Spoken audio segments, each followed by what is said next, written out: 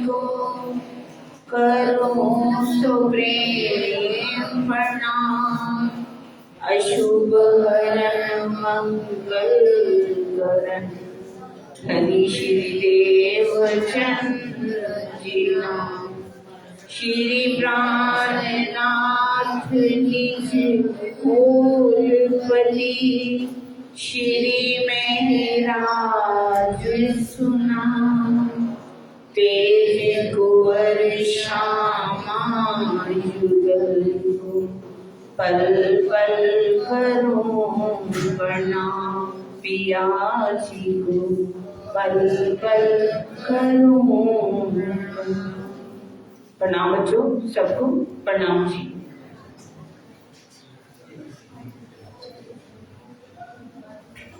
आज का जो हमारा टॉपिक रहेगा वो बीतक।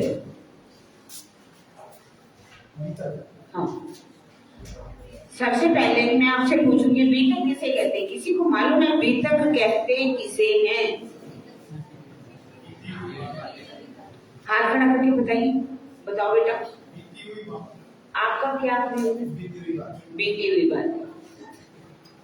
और कोई बता सकता है बीतक किसे कहते हैं? हाँ बेटा, आपको पता है? कई बार क्या हुआ था कि अभी मेरी लाइफ में क्या चल रहा है मैं वो बोल रहा हूँ तो वो भी ठीक है। हाँ बेटा, है रहने वाले। मैंने बीतक का अर्थ पूछा आपसे। चलिए आप बीतक का अर्थ लिखिए। बीतक किसे कहते हैं?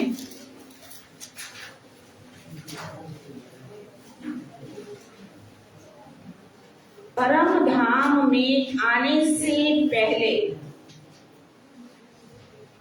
पहले जो हमारी वार्तालाप हुई राजी के साथ, परम धाम से आने से लेकर परम धाम वापस जाने तक, परम धाम में आए, अब वहां से हम कैसे वापस जाना है, उसके बीच में जो भी घटनाक्रम हुआ उसे कहते हैं बीतक।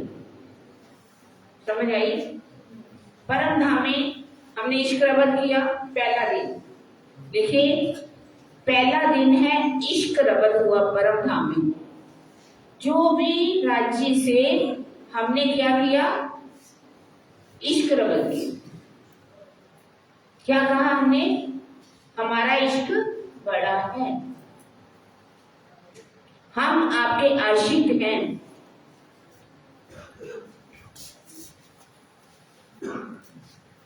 और राजी ने कहा कि आप सभी मिल जाओ तो भी आपका इश्क बड़ा नहीं है।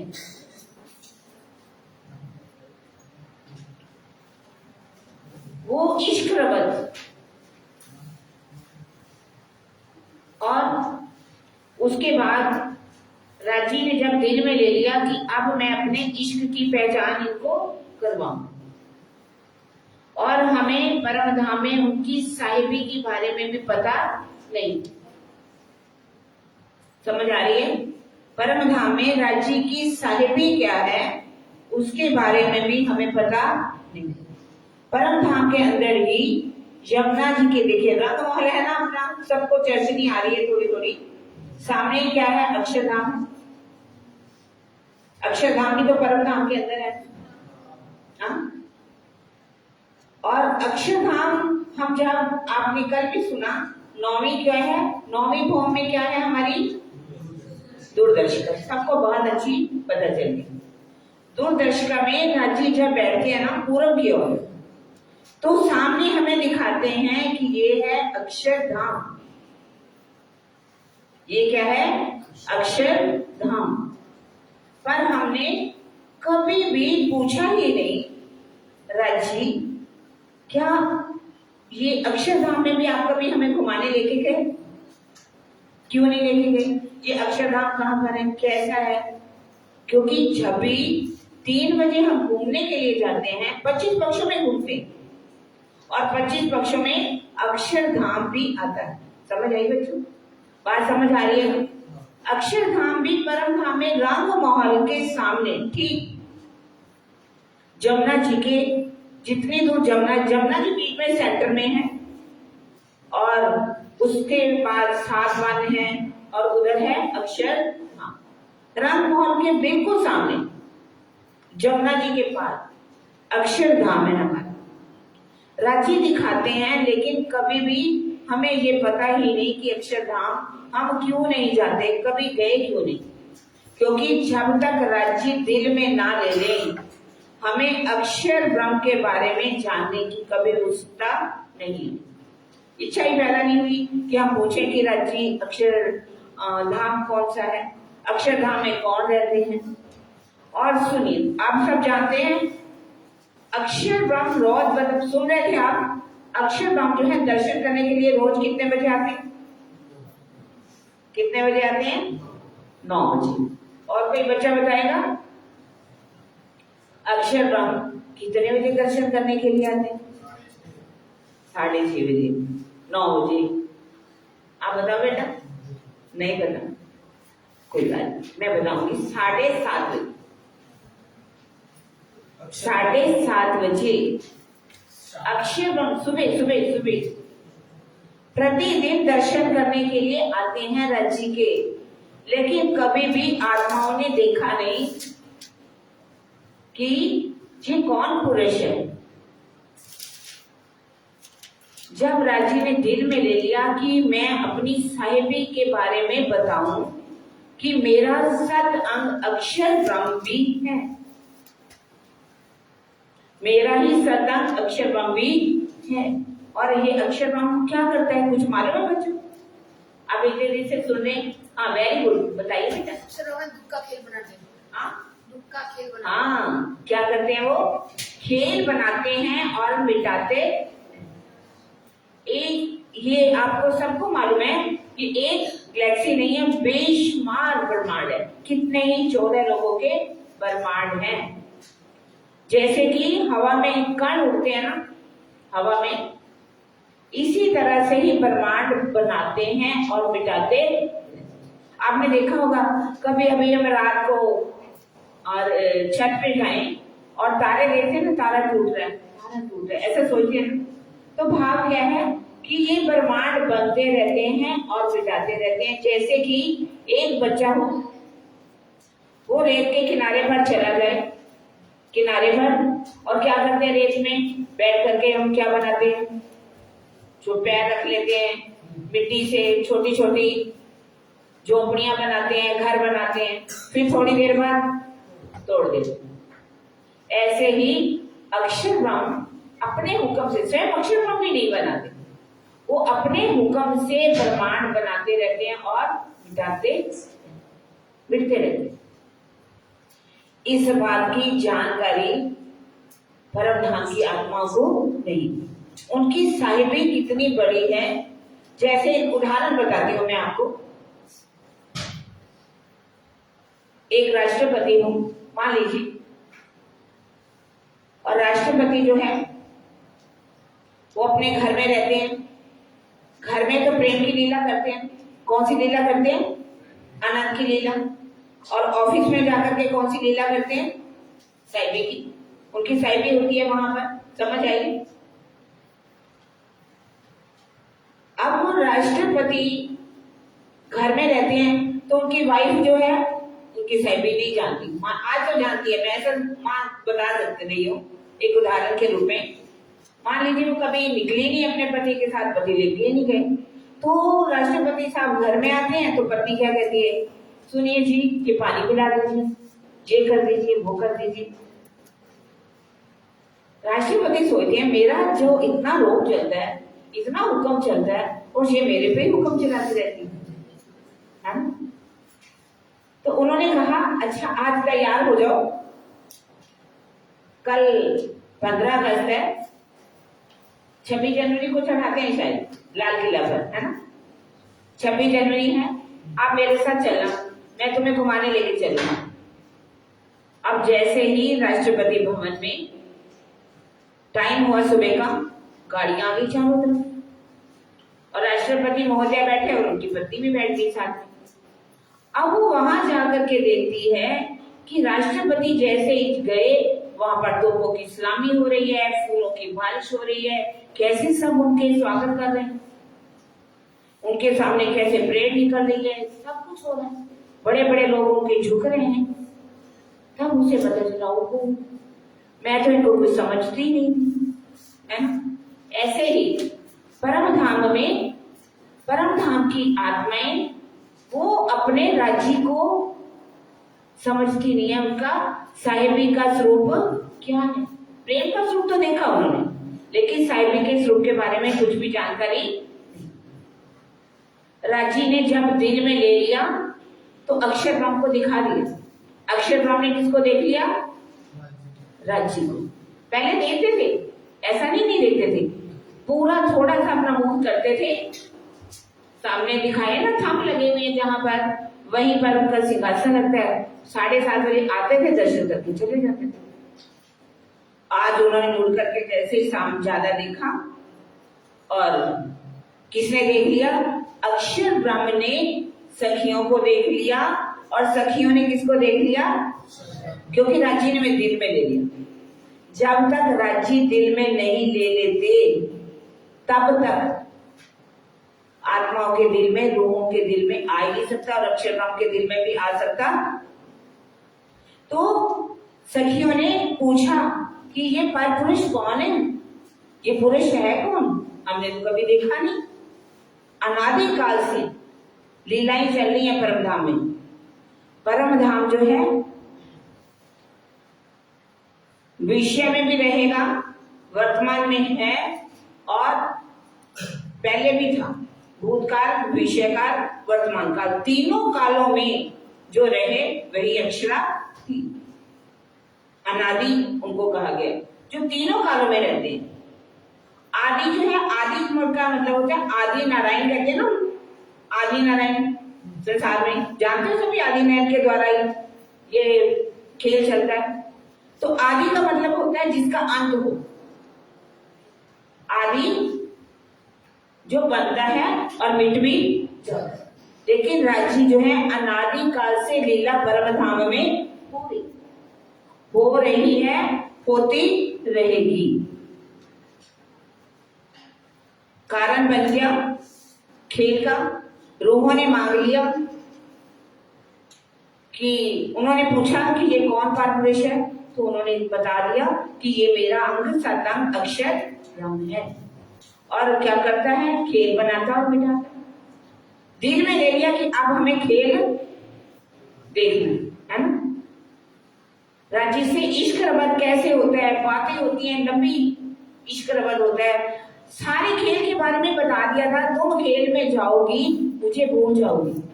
हमने भी क्या कहा? 100 बैठ देखो अजमाई के, तुमको ना भूले, अजमा करके देख लो, हम भूलेंगे नहीं। उन्होंने कहा वहां जाकर के आप आग पानी पत्थर की पूजा करोगी। सभी ने किया आग पानी पत्थर की पूजा। हाँ, ब्राह्मण शिष्य के जो सुंदर साध है उन्होंने तो शायद नहीं की, जिन्होंने जन्म लिया उन्हीं के घर में बचपन से ही उन्होंने राज्य को देखा। लेकिन बहुत से ऐसे भी बच्चे होंगे जिनके माता पिता परवाही ही रहे, उनके घर में तो आग पानी पत्थर की पूजा होती है ना। आग पानी पत्थर की पूजा का समझते हो क्या मतलब? आग का मतलब क्या है? हवन कर लेना, पानी में पूजा करना। गंगा मैया के पास चले गए, हरिद्वार चले गए, गोमती चले गए, उज्जैन चले गए, इधर नासिक में चले गए, जाकर के स्नान कर लिया, नहा लिया, और उसकी गंगा मैया की पूजा कर ली, जमुना की पूजा कर ली, सरस्वती की पूजा कर ली। तो ये पानी की पूजा होगी। और पत्थर की पूजा करने का मतलब क्या है? पत्थर की मूर्तियां बनाई, किसी ने राम की बनाई, किसी ने कृष्ण की बनाई, किसी ने गणेश की बनाई, किसी ने देवी की बनाई। तो सबकी पूजा सभी कर रहे हैं, है ना। समझ आ रही बच्चे? आ रही है ना। आग पानी पत्थर की उन्होंने कहा था पूजा करोगी। अरे राज्य कैसे हो सकता है, हम कैसे कर सकते? लेकिन हम आकर के यहाँ कर रहे हैं। ये हमारे पहले दिन की लीला। परम धाम में इश्क रबत कैसे हुआ, राज्य ने कैसे खेल में हमें भेजा। सबसे पहले हम कहां पर आए? कहां पर आए? ब्रिज में। सबको मालूम है कहां पर आए? ब्रिज में। ये पहले दिन की लीला। परम धाम में आने से लेकर के जाने तक की लीला को बीतक कहते हैं। और पहले दिन की लीला कौन सी है? ब्रिज में। ब्रिज के अंदर श्री कृष्ण जी बालक किसके बेटे थे? किसके? उनके माता पिता कौन थे? उनका नाम क्या? कोई बच्चा बताए? कृष्ण जी के माता पिता का नाम क्या है? वसुदेव और वेरी गुड, बहुत अच्छा। वसुदेव और जी। उनके मामा का नाम क्या था? सबको मालूम होना चाहिए, है ना? कंस। कंस कितना अत्याचारी था मालूम नहीं? क्योंकि जब उनका जन्म होने वाला था ना, लंबी मैं नहीं बताऊंगी क्योंकि सुनाने में बहुत टाइम लग जाएगा। तो हमें आज अभी 7 दिन की लीला का वर्णन करना है मुझे आपको। कंस जो था उसको ये पता चल, जब पता शादी करते हैं ना अपनी बहन की, देवकी की, तो भविष्यवाणी होती है कि जिस बहन की तुम शादी कर रहे हो, इतने प्यार से विदा करने जा रहे हो, इसका जो 8वां बालक पैदा होगा ना, वो तुम्हारा क्या होगा? दुश्मन। वो तुम्हें मार देगा, मृत्यु का कारण बनेगा। अब अरे मौत किसको डरा रही? उन्होंने सोचा कि मैं क्या करूं, अपनी बहन को और जीजा को ही समाप्त कर देता। ना रहेगा बांस, ठीक है ना? ये है स्वार्थ का संसार। अपनी मौत दिखाई दी तो बहन भी नजर नहीं।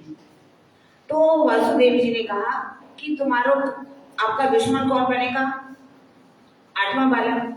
जैसे जैसे बालक पैदा होंगे हम आपको देते जाएंगे, आप मार देंगे। उन्होंने सोचा ठीक बात। अब कारागार में बंद कर दिया गया। 6 बालक जैसे हुए, 6 को उन्होंने समाप्त कर दिया। 7वां जो था वो उनका गर्भ जो है, रोहिणी जो उनकी पत्नी थी पहले, उसके गर्भ में स्थापित कर दिया गया। और वो कौन बने? बलराम। समझ आई?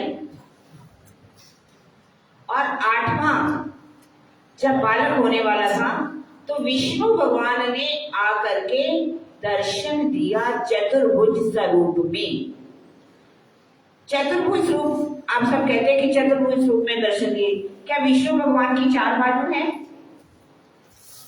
क्या विष्णु भगवान की 4 बाजू हैं? चतुर्भुज, चतुर्भुज 4 भुजाएं दिखाते हैं ना, 4 भुजाएं।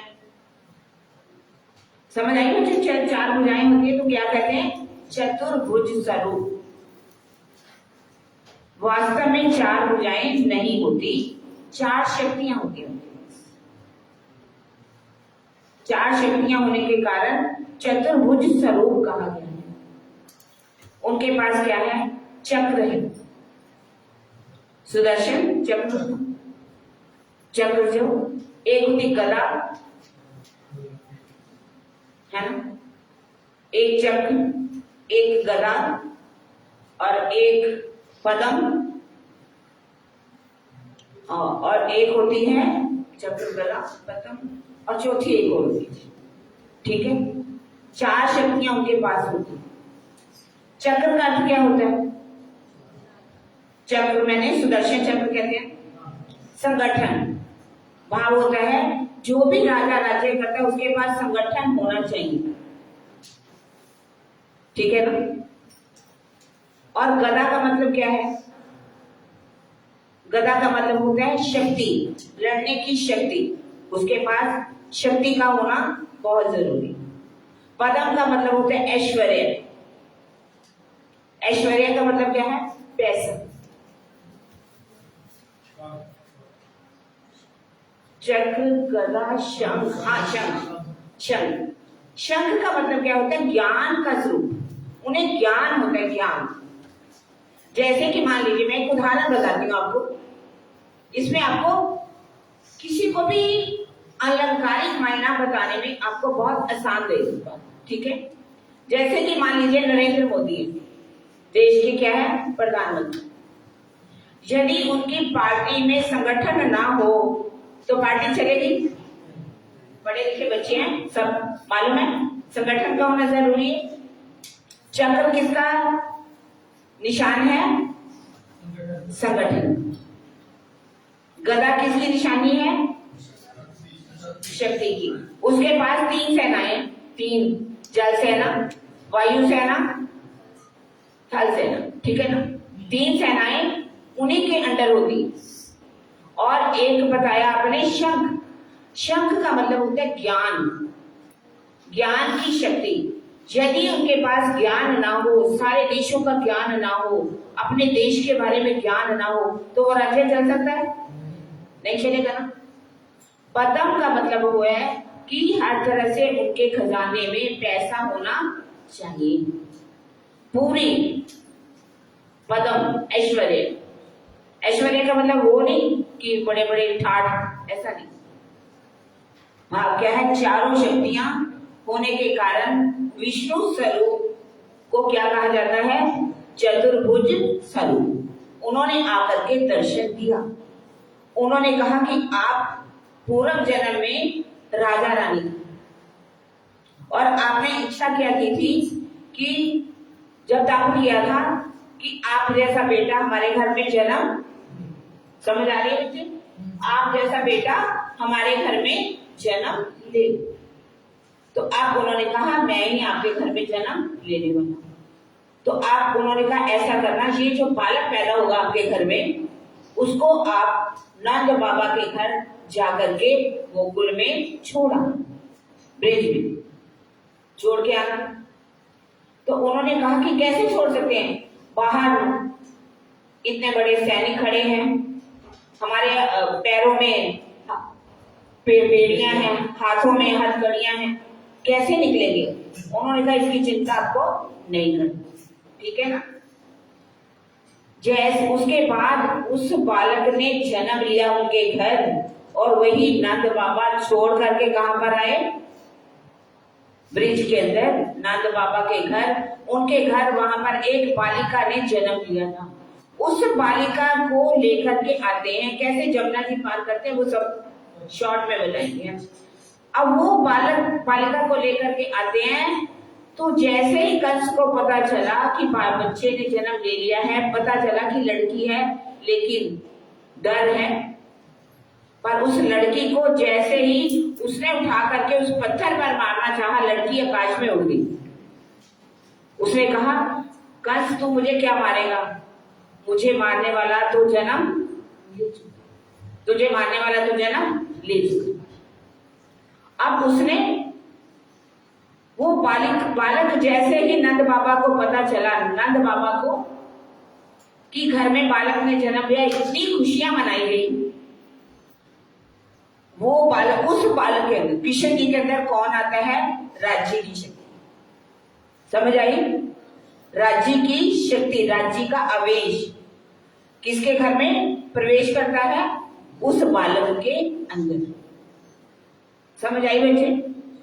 परमधाम में राज्य हैं, श्यामा जी हैं, सखियां हैं, अक्षरधाम है और महालक्ष्मी। 5 राज्य की का आवेश, राज्य का नूरी नहीं, आवेश वो किसके अंदर प्रवेश करता है? उस कृष्ण, उस बालक में, अभी नाम नहीं रखा गया, उस बालक के अंदर प्रवेश। और श्यामा जी की सुरता किसमें प्रवेश करती है? राधिका रानी के अंदर। और उन सखियों की, रूहों की, आत्माओं की जो सुरता है वहां की गोपियों के अंदर प्रवेश कर। अक्षरधाम ने भी मांगा था। अक्षर ने कहा कि ये कौन सी लीला होती है परमधाम में? अक्षरधाम ने भी देख लिया था ना सखियों को, तो उसके मन में भी आ गया कि मुझे अंदर की लीला देखनी है। अब उसने भी, उसकी जो सुरता है अक्षरधाम की, वो किसमें प्रवेश करती है? वो भी कृष्ण जी है, वो बालक के अंदर। और वैसे उसने अपनी सुरताएं बनाई 24,000, जिनको कहा गया ईश्वरी सृष्टि या कुमारी का सखी। लिख लीजिए, अक्षरधाम की जो सुरताएं हैं वो है 24,000। वो छोटी छोटी बालिकाओं के अंदर प्रवेश करती हैं। इस बालक का नाम बाद में रखा जाता है मिथुन राशि के अनुसार कृष्ण। क्या रखा जाता है? मिथुन राशि के अनुसार रखा जाता है कृष्ण। अब कंस को तो पता चल चुका, ठीक है ना, कि बालक ने जन्म ले लिया है। और उसने कहा जाता है कि उनके एक राक्षस ने थी, उसका नाम था पूतना। उन्होंने बुलाया कि पूतना तुझे मेरा ये कार्य करना है। अब पूतना ने कहा ठीक है, मैं आपका कार्य करके आती हूँ। वो एक बहुत सुंदर गोपी का रूप धारण करके आती है और अपने स्तनों पर क्या लगा देती है? विष लगा करके आती है और आकर के बालक को उठा लेती। और जैसे ही वो स्तनपान कराना चाहती है, कृष्ण जी के अंदर स्वयं अक्षरातीत की शक्ति है और अक्षर ब्रह्म भी उनके अंदर है। वो कैसे? उनको आकाश में खींच करके ले जाते हैं और उसका वध।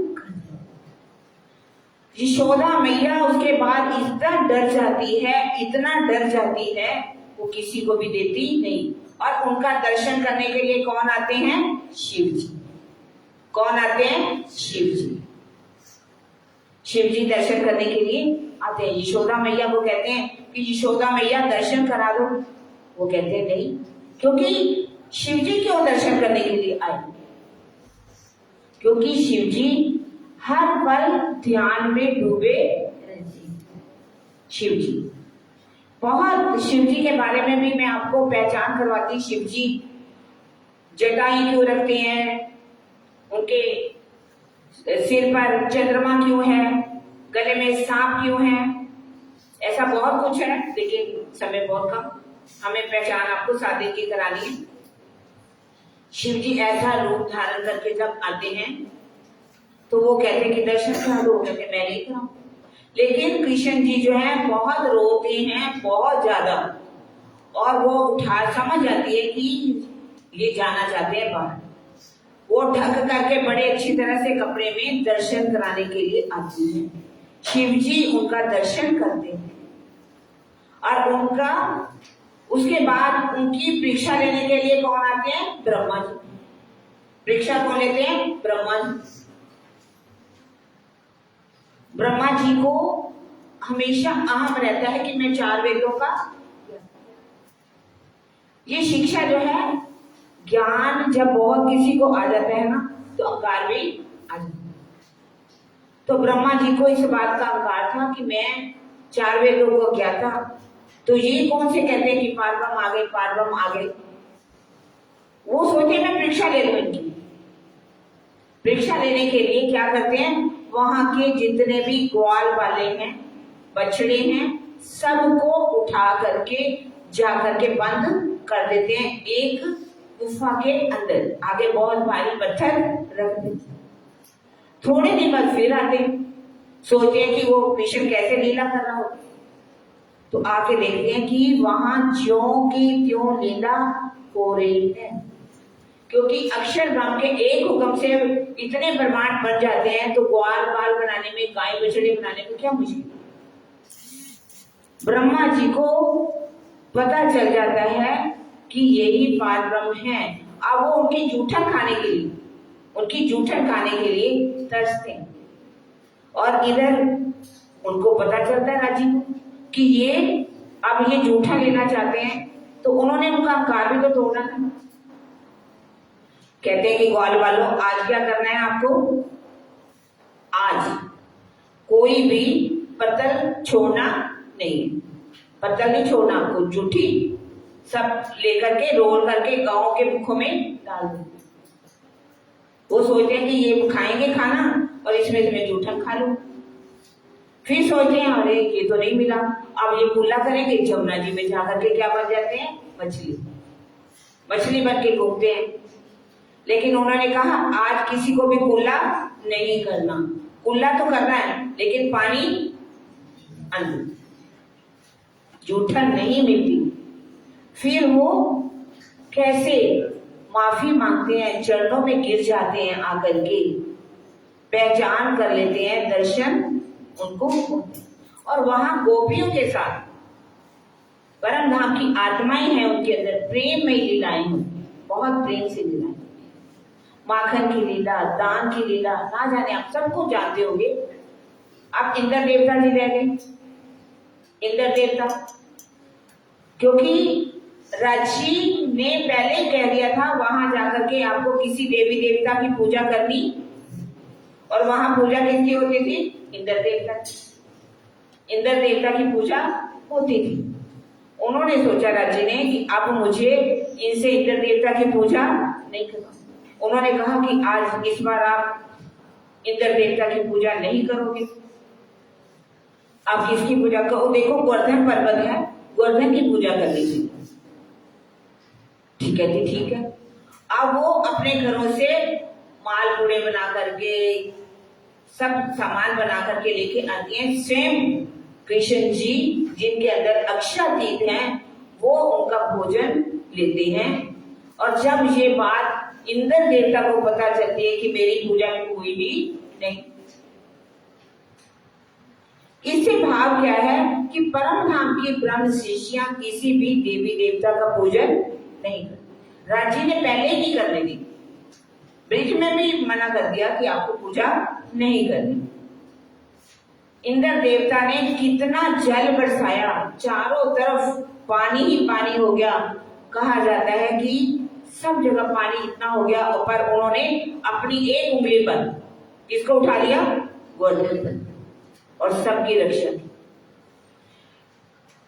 11 साल तक प्रेममयी लीलाएं हो रही हैं गोपियों के साथ। 11 साल के बाद उन्होंने कहा कि अब आओ चलो, आज हम वृंदावन में चलेंगे, आप हमारे साथ चलो। इधर माया को कह दिया कि माया अब आपने अपना काम करना है। वो उनके घरों में जाकर के, सबके घरों में माया बैठ गई। पति नाराज होने लगे, देवर लड़ाई करने लगा, हमारी भाभी इतनी जुआ होकर के कृष्ण जी के साथ घूमती रहती। सास ने झगड़ा किया, जेठानी ने झगड़ा किया, ननद ने झगड़ा किया। अब घर में झगड़ा जब किसी के बहुत हो तो क्या करें? उन्होंने कहा कि आज चलो हम वृंदावन में चलते हैं। तो सबने क्या कह दिया? आप कौन हो? पर पुरुष, निर्लज हो, बेशरम हो, कामी हो, कामी हो। इतनी बड़ी बातें ब्रिज के अंदर कह दी गोपियों ने, सखी। क्या क्या कहा? बेशरम, कामी हो, पर पुरुष हो। देखिए पहले ब्रिज में ही झटका लग गया, भूल गई। तब 52 दिन की जुदाई रही। कितने दिन की जुदाई रही? 52 दिन। पर राजी तो अपनी रूहों के बिना नहीं रह सकते ना। उन्होंने योग माया के ब्रह्मांड में जा करके नया तन धारण किया और वहां जाकर के बंसरी बजाई। जैसे ही बंसरी की आवाज गोपियों के, सखियों के कानों में सुनाई दी, एक एक सखी का नाम लेकर के पुकारा।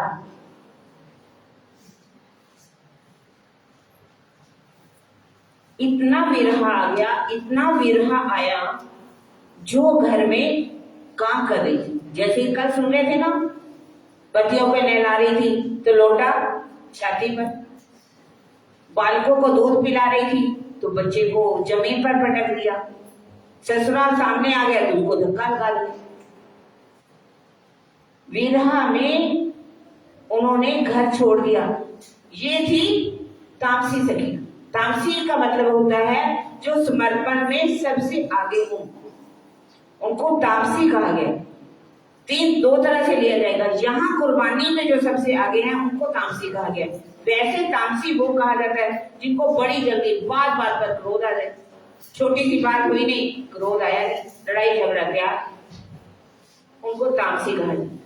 और जो अपने शरीरों की तरफ बहुत ध्यान देते हैं ना, ये कपड़ा पहनना है, अच्छा सा पहनना है, कहीं जा रहे हैं तो अच्छा सा श्रृंगार कर ले, उनको क्या कहा जाता है? राजसी। राजसी, राजसी, राजसी। समझ आ रही है बच्चों? श्रृंगार करने वाली राजसी। और कुछ ऐसी होती हैं जिनको घर बार नजर आता है। घर में पति को खाना बनाना है, बच्चों को देखना है, थोड़ा सा काम कर ले फिर निकलेंगे, उनको क्या कहा गया? स्वांसी। स्वांसी। वाणी पढ़ेंगे ना बच्चों, एक बात मैं आज आपको बता दूं कि जब तक आप वाणी को मंथन नहीं करेंगे, पढ़ेंगे नहीं, आपको ज्ञान नहीं होगा, तो समझ में भी नहीं आएगी कि हम आए क्या करने हैं यहाँ पर, इस संसार में क्या करने आए। हम थे कौन, कहाँ के रहने वाले, परम धाम के, और यहाँ पर आकर के हम क्या कर रहे हैं। वाणी को पढ़ोगे, आप इतना तो काम कीजिए, बाहर किताबें लगा दी गई हैं भावार्थ के साथ, भावार्थ के साथ किताबें हैं। हमारी जो 14 किताबें हैं उनमें अगर आप बीतक सीखना चाहते हैं तो बीतक साहब का टीका है, आपको एक एक बार समझ में आएगी, एक एक शब्द का अर्थ लिखा गया है भाव के साथ, भावार्थ के साथ। कोई बात ऐसी नहीं लगेगी कि आपको समझ में नहीं आ। आप इतना खर्चा करते हो सभी बच्चे, अपने ऊपर भी तो कुछ करना चाहिए ना, राज्य के लिए कुछ तो ये कुर्बानी करनी चाहिए। तो अगर आप चाहो, कुछ सीखना चाहो, तो जरूर मैं कहूंगी कि आप एक एक किताब तो जरूर लेकर के चाहिए। किताब बीतक ले लीजिए, किरंतन लेना चाहो किरंतन ले लीजिए, खिलवत चाहो, ईशक रवन क्या है तो खिलवत ले लीजिए, राज्य का श्रृंगार कैसा है तो सागर ले लीजिए। अगर पूरा जनरल ज्ञान लेना चाहते हो तो आप क्या ले लीजिए? किरंतन। समझ आई? ये एक एक किताब अवश्य ही लेकर के जाओ, और दिन में ये सोचना है कि हमें कुछ ना कुछ चुपाइयां 1 घंटा राज्य के लिए जरूर रखना। जब आपको ज्ञान हो जाएगा तो फिर ध्यान भी आएगा, ध्यान करोगे तो राज्य का दीदार होगा, तभी आप कह सकोगे कि अब हमारी आत्म जागृत होगी। इससे पहले ये तो एक छोटा सा बेसिक ज्ञान है हमारा। ये दुनिया वाली कहानियां तो है नहीं। रामचंद्र जी दशरथ के बेटे थे, उनके वो क्या 4 रानियां थी, ये सब कहानियां तो सबको आती है। ये हमारी वो कहानियां नहीं, ये कहानियां किससे नहीं है, जो हमने किया परम धाम में आकर के, कैसे हम ब्रिज में आए, कैसे रास में गए, अब जागनी के ब्रह्मांड में आए, ये वो लीलाएं। अपने घर की अपनी बातें है ना, अपनी बातों को तो जानना चाहिए ना। जब तक अपनी बातों को जानेंगे नहीं तो कैसे कह सकते हैं हम परम धाम की ब्रह्म सृष्टि। कुछ कुर्बानी तो करो। इतनी बड़ी बड़ी मोटी किताबें पढ़ते हो कि नहीं, पढ़ाई करते हो, कितनी मोटी मोटी किताबें, कितना टाइम लगाते हो। एक IAS पढ़ने के लिए कितने 16 घंटे पढ़ना पड़ता है, कम से कम 16-18 घंटे पढ़ना पड़ता है, तभी IAS बनते हो। डॉक्टर पढ़ने के लिए कहीं भी इतना करना पड़ता है, इंजीनियरिंग करने के लिए, BTech MTech करने के लिए, क्या आपको पढ़ना नहीं पड़ता? तो अपने आत्म के लिए, राज्य के लिए कुछ नहीं पढ़ोगे? हाथ खड़ा करो, कौन 1-1 घंटा रोज वाणी मंथन करेगा, वाणी पढ़ेगा?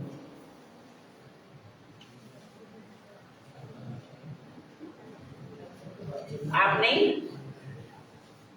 कोई बात नहीं, कई हाथ नहीं खड़ा करते लेकिन पढ़ते हैं।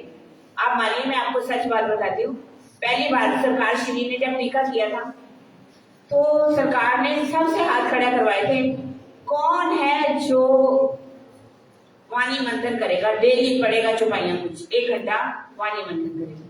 मैंने हाथ नहीं खड़ा किया था क्योंकि मुझे ऐसा लगता था कि मैं पता नहीं, पहली बार गई थी, मुझे कुछ पता ही नहीं। पहली बार 94 में मैं गई रतनपुरी,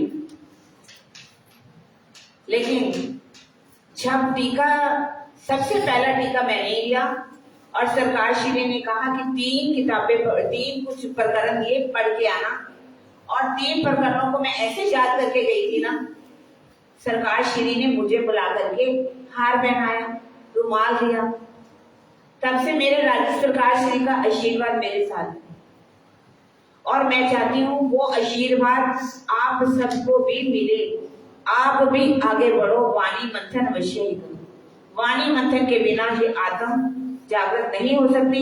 वाणी को पढ़ करके मंथन करके उसको साक्षात्कार भी करना है, उसको रहनी में उतारना है। पहले वाणी को पढ़ करके मंथन करके हमें उसको रहनी में उतारना होगा।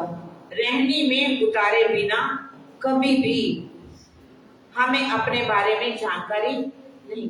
राजी को वाणी देने की जरूरत क्या पड़ी? बातों से ही तो हम चर्चा से तो जागृत हो सकते थे, नहीं हो सकते ना। 440 वर्ष हो गए सुंदर साथ जी हमें यहाँ पर आए हुए, 440 वर्ष। 1638 में देवचंद्र जी का जन्म होता है, 1638 विक्रम संवत, और ये चल रहा है ईस्वी। ईस्वी का कौन सा चल रहा है? 2021। उसको निकालने के लिए हमें 57 उसमें जमा करने पड़ते हैं। 2021 में 57 जमा कर दी तो कितना बनेगा?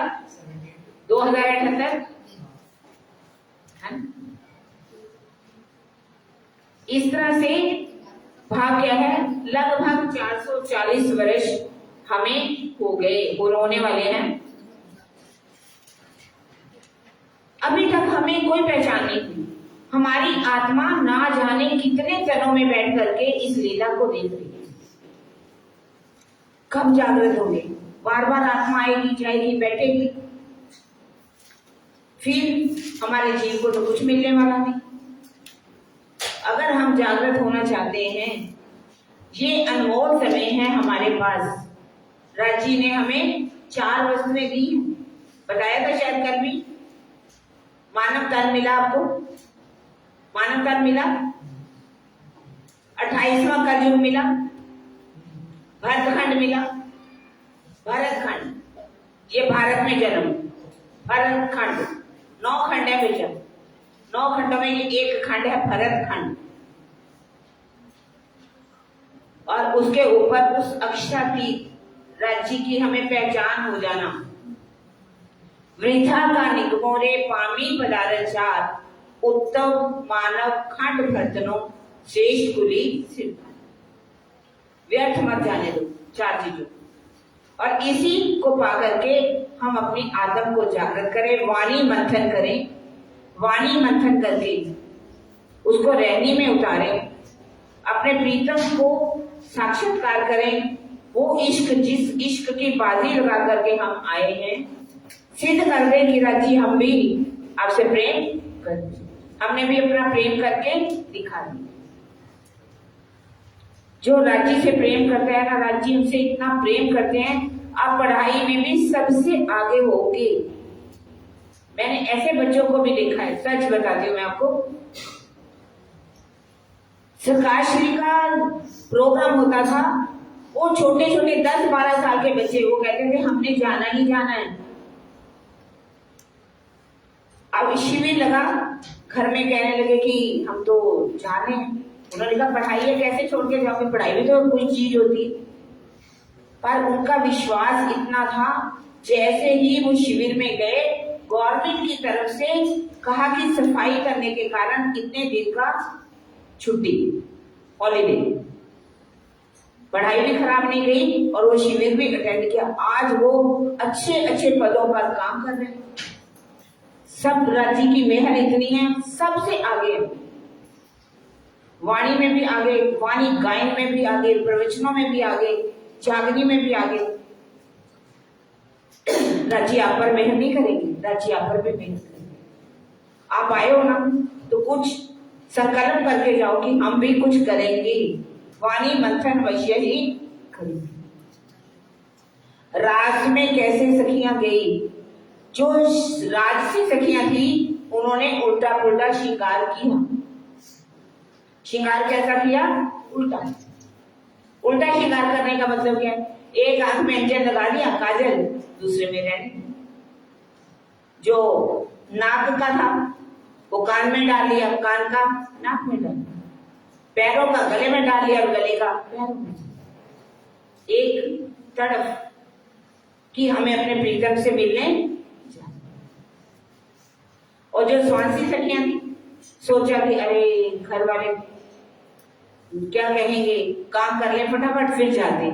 घर वालों ने कुंडी लगा दी, लेकिन विरहा में इतना विरहा आया, उन्होंने वही शरीर छोड़ दिए, सबके शरीर छूट गए, आत्म जीव के साथ उस योग माया के ब्रह्मांड में केवल ब्रह्म के अंदर पहुंची। आपने सीख लिया ना बच्चों, आपको शायद सिखाया गया है क्षर ब्रह्मांड क्या है, योग माया का ब्रह्मांड क्या है और परम धाम।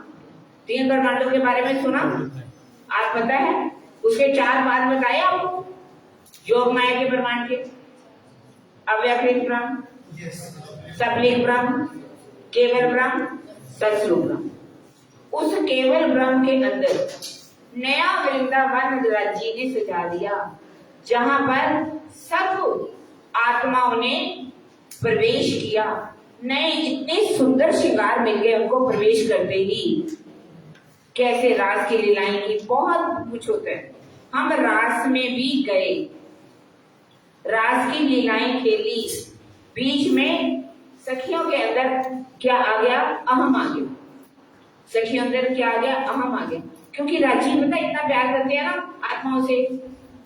अब मान लीजिए रास खेली जा रही है, रामते हो रही है बड़ी प्यारी प्यारी, सबको आती है यहाँ रामते करनी। गुजरात वालों में तो विशेष रूप में होता है गरबा इत्यादि। तो पैरों में से पायल गिर गई ना सखियों की, तो राजी ने पायल पहना ली। जूड़े में से फूल गिर गया तो फूल लगा दिया, साड़ी का पल्लू गिर गया तो साड़ी का पल्लू ठीक। सखियों के दिल में क्या आ गया, अहम आ गया। क्या आ गया, अहम। जब अहम आ गए, अहंकार आ गए ना, वहां प्रेम की लीला नहीं हो सकती। प्रेम की लीला हो सकती है वहां पर, कभी नहीं हो सकती। उस समय राजी ने भी अपना आवेश खींचा, मोह स्वरूप ने आवेश अपना खींच लिया। अक्षर की आत्मा भी है वहां पर, क्योंकि अक्षर की आत्मा ने भी मांगा था कि परम धाम में कैसी लीलाएं होती हैं। बहुत सुंदर लीलाओं का वर्णन है। यदि आप रास ग्रंथ पढ़ेंगे, हमारा सबसे पहला ग्रंथ कौन सा है, रास ग्रंथ। रास का मतलब पता क्या होता है बच्चों, मालूम है? रास क्या, रसो वैसा, में लिखा है रसो वैसा। भाव क्या है कि जो प्यार, जो प्रेम अक्षरातीत के दिल में बह रहा है, उसका रस आत्माओं के हृदय में भी आना शुरू हो जाए तो उसे क्या कहते हैं, रास। क्या बताया मैंने, राजी के दिल में क्या भरा हुआ है, प्रेम और आनंद। और वही प्रेम और आनंद आत्माओं के हृदय में भी आ जाए तो क्या कहते हैं उसको, रास। वो प्रेम सब सखियों के अंदर किया, वहां पर उस प्रेम में इतना खो गई, शुद्ध नहीं रही। लेकिन फिर भी थोड़ा जीव थे ना वहां पर, उनके अंदर जीव भी थे। ब्रह्म शिष्यों के जो जीव भी थे ब्रिज के अंदर, वो भी साथ में आत्माओं के साथ गए थे। और हमेशा अहम किसको आता है, जीव को। किसको आता है, जीव को। आत्मा को अहम नहीं आता। आत्मा को अहम आ सकता है, अहम किसको आता है, हम सबके अंदर भी जीव बैठा हुआ है। यदि भी कोई अहम आ गया ना, समझ लो किसको आ रहा है, जीव। बात समझ में आ रही है बच्चे, अहम जीव को आ गया। और उन्होंने कहा देखो चलो राधिका रानी, आज हम बहुत सुंदर एक स्थान पर चलते हैं वृंदावन के अंदर, वहां जाकर के रामक खेलेंगे। वो क्या कहने लगी कि देखो मैं बहुत थक गई, आप मुझे अगर कंधे में उठा लो तो मैं आपके साथ चलूं। अब राज्य को तो पता चल ही गया कि अहम आ चुका है ना, सभी गोपियों के अंदर, सखियों के अंदर भी अहम आ गया था। राज्य ने अपना आवेश खींच लिया। वहीं पर राधिका जी बेहोश हो गई। सब सखियां आकर के देखती हैं कि राधिका जी तो बेहोश पड़ी, उठाती हैं उनको। तो वो कहती है कि कहाँ गया कान्हा, के ना चला कहाँ, कन्हैया कहाँ गया? कहते वो तो छलिया बहुत है, छल कर गया हमारे साथ। कौन है वो? छलिया। छलिया किसे कहा जाता है? छल करने वाला। कहती हम ढूंढते हैं, कैसे ढूंढते हैं वहां पर। फिर से राज्य का आवेश आता है। ये अंतर ध्यान की लीला हुई थी बीच में। कितना विरह किया सखियों ने। आखिर के समय राजी ने पूछा, सखियों आपको वृंदावन कैसा लगा? क्या लगा हमें? शमशान घाट की तरह। कैसा लगा हमें? क्यों कहा शमशान घाट की तरह? क्योंकि इसमें क्या हो गई? जुदाई, विरह देखा, जो कि हमारे लिए असहनीय था, हम सहन नहीं कर पाए। तो उन्होंने कहा कहाँ चलना है? तो उन्होंने कहा कि अब हमें वहां चलना है जहां एक पल की भी जुदाई, हवे वाला एकलू मंगू, खिन एक अलका ना दे, जहां हमने विरह नहीं चालो ते घर, जहां एक पल की भी जुदाई ना हो, हम वहां जाना चाहते हैं। तो उन्होंने कहा कि वो तो है परम। राज्य लेकर के फिर से गए। हमारी इच्छाएं पूर्ण वहां पर नहीं हुई थी, क्योंकि राज्य से जब हम ईश्वरवध कर रहे थे ना, उन्होंने कहा था तुम वहां पर जाओगी, अलग अलग घरों में रहोगी, अलग अलग प्रांतों में रहोगी, अलग अलग आपकी जातियां होगी, है ना, अलग अलग तन होंगे, कोई स्त्री होगी, कोई पुरुष होगा, कोई बालक होगा, कैसे होगा। तो वहां जब जाओगी तो वहां आपको क्या देखना पड़ेगा? दुख देखना पड़ेगा, लड़ाई देखनी पड़ेगी, झगड़े देखने पड़ेंगे, बीमारियां देखनी पड़ेगी, जुदाई देखनी पड़ेगी। हमने कहा राजी ये तो सब देखा ही नहीं। आपने कहा था मौत भी होगी, जन्म भी होगा, तो ये सब हमने देखना है। तो राजी तीसरे ब्रह्मांड में कैसे लेकर के आए? ये हमने दो देख ली, आइसोनी ब्रिज की और रास। 2 दिन की लीला हो गई। तीसरा मोहम्मद साहब का, चौथा देवचंद्र जी का। लिख लीजिए एक बार, 7 दिन की लीला। पहली ब्रिज की लीला, दूसरी रास की लीला। आराम से लिखिए बच्चों। पहले दिन की लीला ब्रिज की लीला, दूसरी रास की लीला, तीसरी मोहम्मद साहब की लीला, तीसरी मोहम्मद साहब की, चौथी धनी श्री देवचंद्र जी की लीला। मलकी सूप कहा गया, मलकी सूप देवचंद्र जी की। 5वीं जो है हक्की स्वरूप की लीला, यानी प्राणनाथ जी की द्वारा होने वाली लीला। 5वीं कौन सी है? हक्की स्वरूप श्री प्राणनाथ जी की लीला। और 6ठी है मोमिनों की, आपकी, जो अब आपने करना है। 6ठा दिन आपका चल रहा है। आपको अब राज्य को कैसे जाहिर करना है? पहले खुद जागो, औरों को जागो, हमें सभी मिलके बोलिए क्या कहना है, करना है हमें? जागो अने, जागो अने, खुद जागो और दूसरों को, तभी हम घर में जा सकेंगे। घर जाना है, जाना है। झूठे घर अच्छे हैं, ये झूठे घर अच्छे लग रहे हैं। जिसको वास्तव में अच्छे नहीं लगते वो वाणी मंथन करेगा, चितवनी करेगा, अपनी आत्मा को जागृत करेगा, स्वयं भी जागेगा और दूसरों को भी। कल जितना हो पाएगा हम करेंगे, ठीक है। ये लंबा प्रोसीजर होता है, थोड़े से पीरियड, 40 मिनट 50 मिनट का पीरियड नहीं मिलता, 10-15 मिनट तो खराब हो जाते हैं।